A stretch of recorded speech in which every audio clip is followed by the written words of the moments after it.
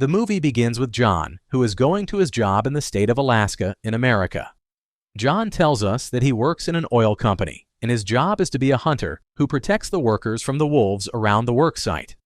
John says that most of the workers in the company are fugitives from court sentences because they are criminals. There is another group of workers who are outcasts from the society they lived in. Strangely, John tells us, feeling sad, that he feels he is in the right place with these workers because he is like them. We learn that the reason for John's sadness is that his wife, Anna, died after a long struggle with illness. John feels guilty about his wife because he could not help her and save her from death. Most of the time, John holds his wife's picture and remembers his memories with her and the beautiful times they lived together. He also writes letters to his wife while he cries, and John imagines that the words he writes will reach her. John says in his letters that he wishes his life would end because he feels he has no value in this world anymore. In one moment of despair, John decides to harm himself, but suddenly he hears the sound of wolves and changes his mind. It is as if the sound of the wolves made him feel that he is doing something useful in his life by protecting the workers from the wolves and saving them from death. The next day, John gets on the plane with the company workers because they are going on vacation. But a man named Todd sits next to him and keeps talking a lot to John until John gets annoyed and asks him to be quiet and stop bothering him. Todd leaves him and goes to sit somewhere else. After a while, the plane starts shaking strangely. The workers guess that the reason for this shaking is an ice storm. At that moment, Todd keeps mocking the situation and tells the workers that they are all going to die. The workers get upset by what he says and argue with him so that he stops talking because they are tense. Then, the plane is hit by a very strong storm. At this time, the stewardess tries to calm the workers down and asks them to fasten their seatbelts. John looks out the window and discovers that the plane engine is broken, so he understands that the plane is about to crash. So they quickly fasten their seatbelts. Indeed, the plane completely fails and starts to fall. At this moment, John grabs the oxygen mask and puts it on his face so he can breathe. After some time, John wakes up and finds the plane destroyed, and the wreckage is spread everywhere. Suddenly, he hears the sound of someone from the workers screaming, so he runs quickly to help him. He discovers that it is Todd, who was sitting next to him, and Todd's leg is severely injured. John ties his leg and tells him to wait until he checks on the rest of the workers and comes back. John starts looking for any survivor among the workers until he finds a man named Hernandez. Hernandez is in shock and cannot understand what has happened. He insists that all of this is just a dream and that he will wake up soon. But John asks him to calm down quickly so they can search for the others. Then they find the rest of the workers inside the plane's body. John discovers that many workers died in the crash. One of the workers is bleeding and is about to die. That worker asks John to help and save him, but John knows there is nothing he can do for him. So John talks to him so he can accept his situation and keeps him focused until he dies calmly. At this time, all the workers are affected by his death. Because of the stress, one of the workers goes into shock and keeps laughing, telling his co-workers that they will all join their dead colleague. But John starts talking to the workers and explains to them that they have to stick together to face the harsh environment they are in now, especially because it is very difficult in these conditions for anyone to come and save them. There is no solution except to look for wood and anything else they can burn to warm themselves, instead of freezing in the cold. They also need to look for anything edible before they die of hunger. When night comes, John and those with him manage to make a fire. Suddenly, John sees a wolf eating one of the corpses, so he runs towards it to drive it away. But the wolf attacks John and bites him in the leg. John keeps hitting the wolf so it leaves, but it does not work until the workers come and hit the wolf on the head until it lets go of John and escapes. After that, they all sit around John and one of them treats his injury. At this time, John tells them they have two possibilities. The first is that this wolf was lost from the pack. The second is that they are inside the wolves' territory. So John tells them that if the second possibility is true, the wolves will keep attacking them until they leave the wolves' area. The smell of the bodies will attract more wolves, so they have to collect all the bodies and move them away. They all move and start gathering the bodies and put them in a far place. However, one of the workers named Diaz searches one of the dead and takes his wallet. John sees him and tells him to return the wallet because he must respect the dead and not steal their belongings.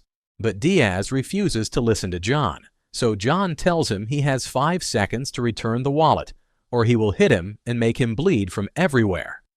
Diaz throws the wallet and leaves him. After that, they all gather and light a fire and keep talking together. While they are talking, they hear the sound of a wolf getting close. John grabs a burning torch and goes toward the sound, and the rest of the workers go with him. They see a huge wolf in front of them. The workers are shocked when they see many wolf eyes appearing in the darkness. They get scared and want to run, but John stops them and tells them to stay in their places because the wolves are testing their strength. John explains that the huge wolf is the pack leader named Alpha. He tells them this situation is a strength test, and if Alpha sees any sign of fear, the wolves will attack immediately. After a few moments, the Alpha leaves and the pack disappears. But John knows the wolves are still nearby. He tells his colleagues that they must set watches every 2 hours. He tells them to go to sleep as he will do the first watch.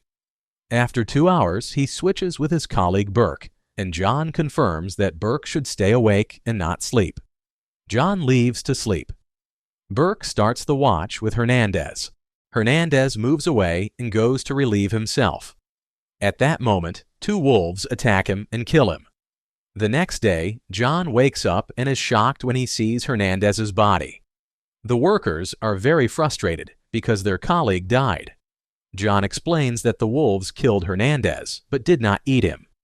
This means that they are inside the wolves' territory, and the wolves will keep attacking them until they kill them one by one. Therefore, they must leave the area quickly and get out of the wolves' territory. John points to a forest in front of them and suggests they go into it, hoping they are leaving the wolves' area. If not, at least they can hide among the trees and defend themselves if the wolves attack. Here, Diaz objects to John's opinion and does not agree. The rest of the workers stay silent and do not respond. John says he will get ready and go to the forest alone and leaves them. The workers change their minds and start to pack their things to join John. John goes to take fuel from the plane. He sees the corpse of one of the passengers and takes his wallet. John calls his colleagues and tells them to gather the wallets of the dead so they can return them to their families if they survive. Diaz mocks John and refuses to help, laughing at them. John ignores him and keeps working. By chance, John finds his rifle under the ice but discovers it is broken. He also finds a box containing rifle bullets and keeps them. After that, John and the 5 with him move toward the forest. The wind is strong and the weather so bad they have difficulty walking on the ice. Todd is the last among them because his leg injury makes him slow. 3 wolves come and attack Todd and kill him. When John and his colleagues see him, they run quickly to try to save him, but the ice slows them down. When they arrive, Todd is already dead, and they sadly leave him and continue. Suddenly, a group of wolves chases them, and they run hard on the ice to escape. Luckily, they fall off a slope and get away from the wolves. John asks his colleagues to light a fire quickly so the wolves stay away. They move fast, gather some wood, put fuel on it, and manage to light a fire. At this moment, the sounds of wolves disappear. John and his friends understand the wolves have left. John tells his colleagues they have to kill the wolves one by one to reduce their number, just as the wolves are doing with them. John brings tree branches to use as spears for fighting the wolves. He attaches the bullets to the spears and explains how to use them to kill wolves if attacked. Diaz, as usual, mocks John. John tells him he always objects because he is hiding his fear. Diaz gets angry and raises his knife, wanting to fight John. John attacks Diaz, hits him, and controls him. Then John tells him to stop what he is doing because they are in a crisis and have to unite. Suddenly, the alpha wolf appears and approaches Diaz. Diaz is scared and moves slowly to stand next to John. They all keep standing in front of the alpha until it goes away. After that, Diaz apologizes to John and his colleagues for what he did. Suddenly, another wolf attacks Diaz. John interferes quickly, fires the bullet at the wolf, and kills it. Then John tells his colleagues that the alpha sent this wolf to test Diaz's strength. John asks his colleagues to light a fire and roast the wolf to eat it, because their food is finished and there is no other source. While they eat, Diaz cuts off the wolf's head and throws it towards the wolves' side. Suddenly, they hear the sound of the wolves, and it is very loud. They realize the wolves knew that one of them was killed by humans. John tells his colleagues that they must leave immediately because the wolves will not leave them and will avenge the dead wolf. They all move quickly and continue toward the forest. After some time, Burke gets tired and cannot walk. They have to stop for Burke to sleep and rest. They keep talking, and each one speaks about his family. When it is John's turn, he says his father was a harsh man, and that he wrote a poem about fighting for life. John says he remembers the last verse of the poem very well, where his father says he will fight until his last day. Then John discovers his father was seriously ill. While John speaks, a new storm happens, and they huddle together for warmth to protect themselves. Unfortunately, the next day, John finds out that Burke died from the extreme cold. Of course, he and his colleagues are sad and leave, continuing on their way. Here, John discovers a tree trunk that was cut with a chainsaw, which means there are humans nearby and surely close to them. Suddenly, they hear the sound of water and discover a river is near. John says they should walk toward the river because they will find people near water. But the problem is they are on a high mountain and cannot jump down to the river. They decide to gather whatever they can to make a rope. Then Henrik ties himself with a rope to jump to the other side and tie the rope to the trees, so the rest can cross. Henrik quickly runs and jumps from the mountain, but the rope breaks. Diaz moves fast and grabs the rope at the last moment, but the ice also breaks under Diaz, and he's about to fall. His colleagues rush to him and pull him up quickly before he falls. After that, they tie the rope between the mountain and the trees so they can cross safely. Diaz goes first, then it is Talget's turn, but he refuses to cross. He asks John to go first, so if something happens, John can pull and help him. It turns out Talget is afraid of heights. John crosses successfully to the other side. Talget then tries to cross, but he gets scared and drops his glasses. He tries to move quickly, but the rope suddenly breaks, and Talget falls from the high place, hits the ground, and is badly injured, about to die. He imagines his daughter approaching him, but in reality, the wolves are gathering around to eat him. John and the others try to come down from the trees to save Talget, but the wolves have already finished him and dragged him away. Diaz sits on a tree and treats his leg, but tries to bear the pain. He manages to continue with John and Henrik until they reach the river's edge. Diaz cannot walk anymore, and he decides to give up and asks John and Henrik to leave him and continue. John tries to encourage him and tells him they are close to the village. Diaz says the cold, hunger, and injury have finished him, and insists they leave him so as not to slow them down. John understands there is no point talking to Diaz because he won't change his mind, so he takes Henrik and leaves. Not much time passes before they hear Diaz screaming from being attacked by wolves. Afterward, Henrik tells John that he saw him when he wanted to end his life, but changed his mind. John says that was a moment of despair. Suddenly, they see some wolves running toward them, so they run as fast as they can. But Henrik falls into the river, and the water pulls him. John jumps in to save him, but Henrik's leg gets stuck between rocks under the water. John tries everything to save him, but unfortunately, Henrik drowns and dies. John gets out of the river, exhausted and sad. After resting a bit, he takes out the wallets of the dead and looks at their pictures with their children, feeling emotional. John takes out the letter he had written to his wife and looks at it. Suddenly, he hears the wolves getting close and surrounding him. At this moment, the alpha wolf, the pack leader, appears.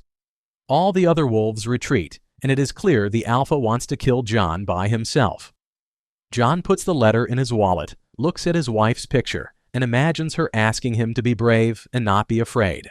John places his wallet on the ground, ties a small piece of cloth to his hand, and ties a knife to the other hand and secures it well. Then John breaks the bottles to make their edges sharp. After that, John stands in front of the Alpha and gets ready to face him. At that moment, John says the last line of the poem his father wrote, which is that he will fight till his last day. And that's the end of the movie. If you liked the video, don't forget to hit the like button and subscribe to Cinema in a Nutshell. See you in the next summary. Peace.